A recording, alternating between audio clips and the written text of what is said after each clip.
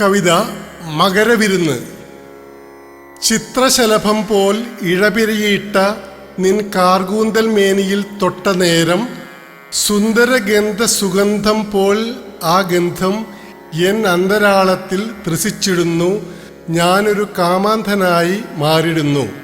നിൻ ചുടുനിശ്വാസ ഹുങ്കാരവേളയിൽ എന്നിലെ ഞാൻ സ്വയം ഉണർന്നിടുമ്പോൾ ഏറെ ചുവന്നതാം നിൻ യുവനേത്രങ്ങൾ വിവശനൻ വികാരത്തെ മിഴിനീട്ടുമ്പോൾ ശക്തനായി ഞാനേറെ സ്വാർത്ഥനായി.